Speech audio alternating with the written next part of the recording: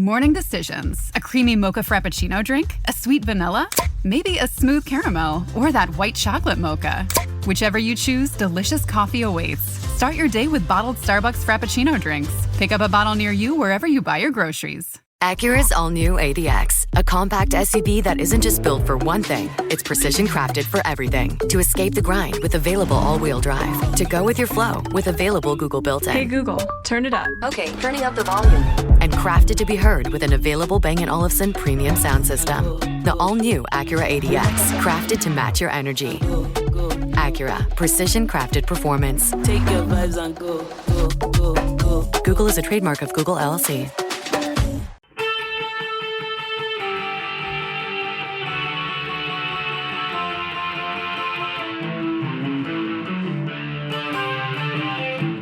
This is the Daily Blast from the New Republic, produced and presented by the DSR Network. I'm your host, Greg Sargent.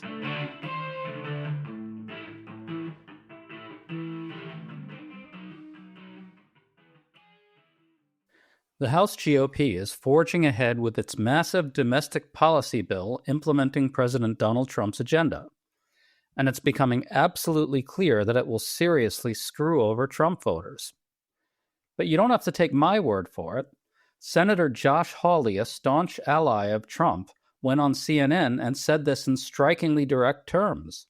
He decried the bill's cuts to Medicaid and confirmed that they are a betrayal of voters who support Trump and the GOP. All this poses a real test for both Trump and the MAGA movement. Will they see the Medicaid cuts the way Hawley does? Or will the same old scam kick in, where Trump and Republicans pretend to be a pro-working class party while shafting working class voters to pay for huge tax cuts for the rich? Today we're talking about all this with Jonathan Cohn, senior national correspondent for The Bulwark, one of the best working healthcare reporters out there. Good to have you on, John. Thanks for having me on the show, Greg. So let's start here. House Republicans are racing to finish their big bill. The bill extends Trump's 2017 tax cuts, which overwhelmingly benefited the rich and corporations.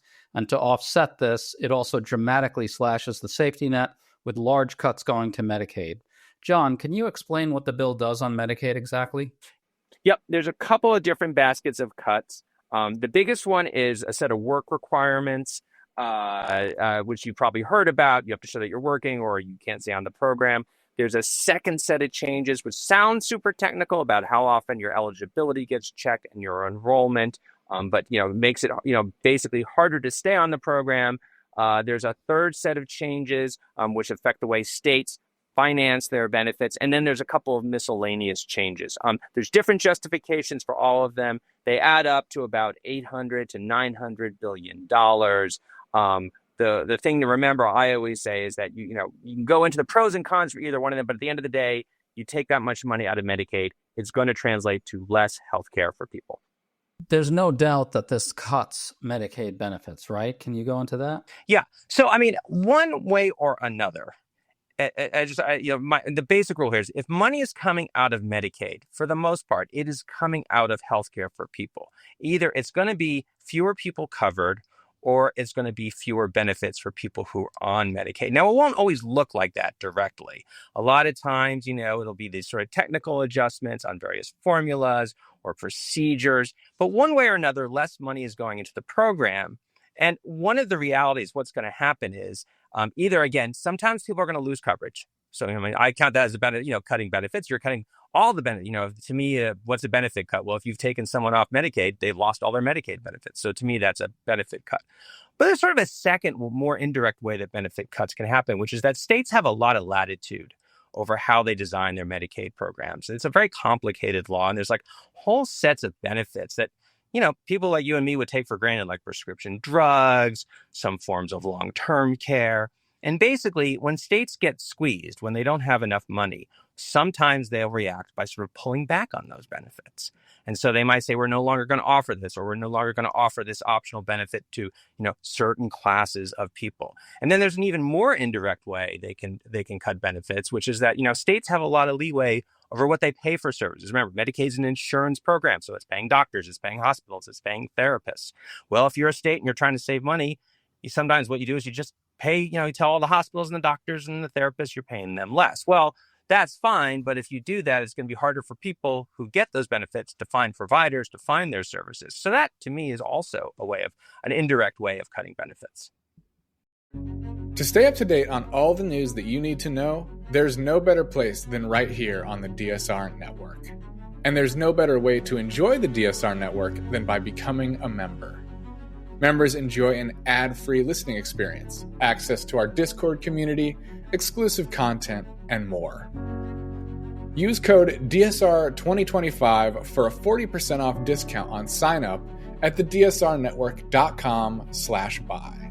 That's code DSR2025 at thedsrnetwork.com/buy.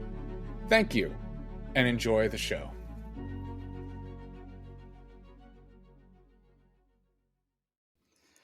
Well, Senator Josh Hawley of Missouri really does think the bill does cut Medicaid benefits rather substantially. He recently wrote a New York Times op-ed urging the GOP not to cut Medicaid, saying, quote, "Our voters support social insurance programs and depend on them."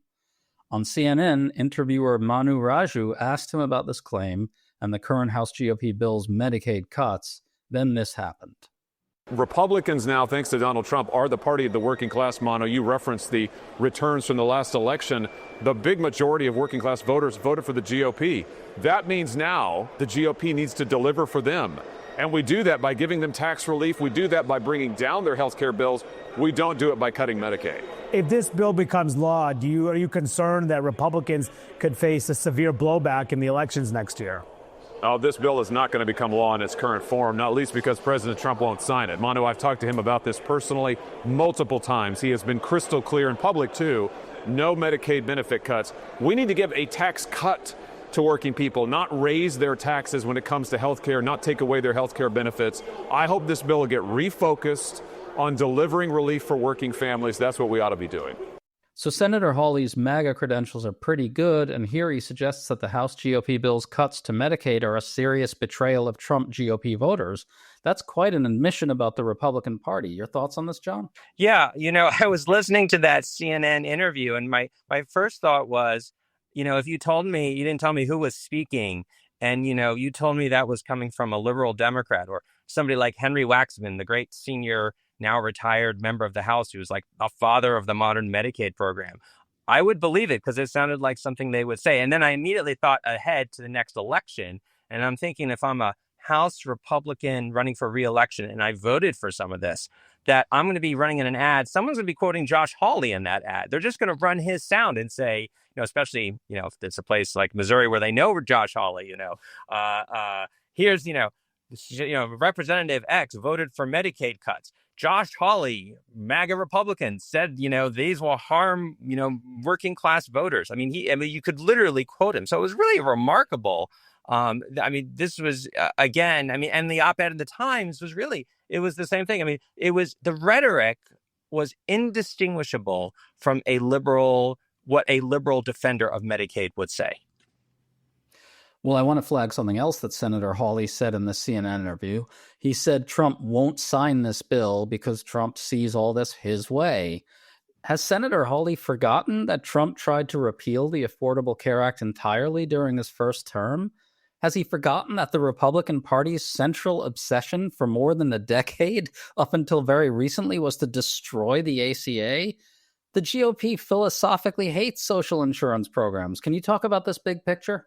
Yes. So, this is, the record of the Republican Party on Obamacare, on expansions of Medicaid, and on a broad level, the whole idea of government healthcare programs. They are hostile. It's in the Republican conservative DNA. And look, that's principled conservatives have very, honest intellectual arguments for why they think, these programs are bad. They waste money. We should have whatever. If you're a conservative, you believe that, you should argue that, that's why we have these political debates. Josh Hawley surely knows about it. Let's not forget when he was attorney general in Missouri, he signed on to one of the lawsuits challenging part of the Affordable Care Act. So my answer, does Josh Hawley not remember? I suspect Josh Hawley at this point, consistency, maybe not the most important value for him, or, he's sort of done his own sort of switcheroo. Having said all that, what he is, it is absolutely true that Trump, one of the big differences between now and 2017, when they were trying to repeal the Affordable Care Act, Trump's rhetoric, he has been very clear rhetorically. He is not excited about taking Medicaid away from people. There's been multiple leaks from his pollsters and his advisors saying that if we cut Medicaid, this is not going to go well for us politically. Steve Bannon was out there saying that months ago. Now, who knows how much of this is Trump trying to send a message or how much is Trump's advisors trying to send a message for whatever reason? I don't know. It is absolutely true, though, that as the Republican coalition has changed and gotten more working class and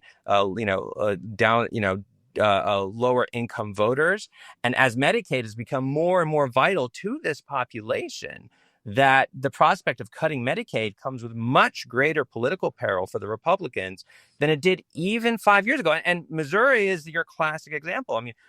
Why does Josh Hawley care about this so much? Because Missouri now has expanded Medicaid. It did it by ballot initiative. And by the way, did it with a constitutional amendment. So that is not something they can change easily. So they are on the hook for paying for Medicaid. And if the federal government, one way or another, is paying less for Medicaid, the state of Missouri is in a whole lot of trouble financially because they got to find that money somewhere. Absolutely true. Good point. Another good point you made in one of your pieces is that for Republicans, cutting social insurance to fund tax cuts for the rich and corporations is a matter of their actual philosophical position. But the thing is, they know it's unpopular, so they try to package both those things as pro-working class.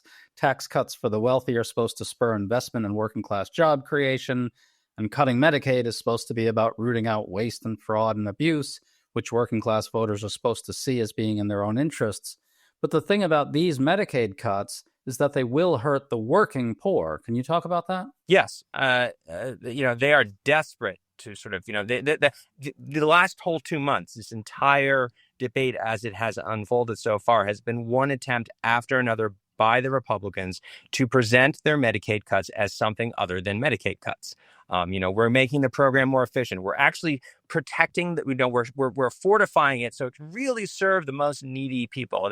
And you saw, especially in the last 2 weeks, as they were trying to get the language together to put into a bill, there was this every day there was a new leak of a new way they were going to cast their Medicaid, a new form for the cuts. It was almost like you could just see them trying to throw things against the wall. What's going to work? What's going to work? What's not going to sound like a cut? But the problem is they want to take this money out of it, and there is no way to do it without hurting working class voters. And it's, you just go down the line is, what does Medicaid buy? What does Medicaid do? Well, in a state like Ohio or West Virginia, it is, the biggest financier of substance abuse disorder treatment. You look across the South, it is, really across the United States. It's the single biggest payer for live births, for maternity care. It is deeply embedded in the life of working class Americans. And by the way, their communities too. You know this, Greg, but any district in America, any congressional district, what's the biggest employer? It's a hospital. And those hospitals need Medicaid money. And so if you take money out of Medicaid, they're going to suffer. Those communities are going to suffer. Well, the Republican Party really is devoted to screwing over Trump voters. That's just the fact of the matter. The money is either going to go to the wealthy and corporations or to the working poor, and they can't paper that over. That's the fundamental math problem. So, John, I hope Hawley is right that Trump won't sign this bill. But I think one possibility is that Trump will just say that all the bill does is cut waste and fraud and abuse and pretend it doesn't cut Medicaid for the working poor. Then he'll go and sign this bill or some version of these cuts anyway. What do you think? Yeah, I wish I knew the answer. I don't know how it's going to go. I could kind of make a credible argument either way, I feel like. Clearly there is pressure. There's a sensitivity to the fact that their own voters are now depending on Medicaid. The party is different than it was years ago. That is why Josh Hawley is like this. That is why Trump is talking like he doesn't want to cut Medicaid. So there is a real reluctance to go there. On the other hand, this is still the Republican Party. They want their big tax cuts. There's a powerful constituency in the party that wants to pay for those. There's another powerful constituency in the party that just hates government and wants to shrink it. And those two are going to do battle. And, I don't know where this comes out. Maybe it comes out somewhere in the middle where there's some cuts, but not all the cuts. And then they go out and they try to sell it as, hey, these aren't real cuts. These are just making the program better. But again, if people feel the impact, it's going to be hard to escape the consequences for that, I think. Isn't the basic fact here that, in essence, at its core, the Republican Party really still is a plutocratic party? There's a major wing of the party that's allied with the donor class. The big donors to the party are the hedge fund managers, the big CEOs, the billionaires. There's just no getting around that for the Republican Party, is there? You sort of see that tension playing out here in the sense that the Republican Party is delivering a massive tax cut for the very wealthiest and for the corporations, right? Yeah, I mean, look, this is the way I think about it. At the end of the day, you can tell what a party's identity is by what really matters to them. What is the one thing they won't give up on? They don't have to make any cuts to Medicaid if they don't want to. Why are they cutting Medicaid? Because they're cutting taxes. That's where they start. If they don't want to be, if they want to be the working class party, if they don't want to be the party of the plutocrats, then don't do big tax cuts for the rich. If you do big tax cuts for the rich, well, people are going to think you're the party of the rich, and they'll be right. And I think that's what's going to end up happening. Jonathan Cohen, it's so good to talk to you, man. Thanks for coming on. Thank you. Thanks for having me.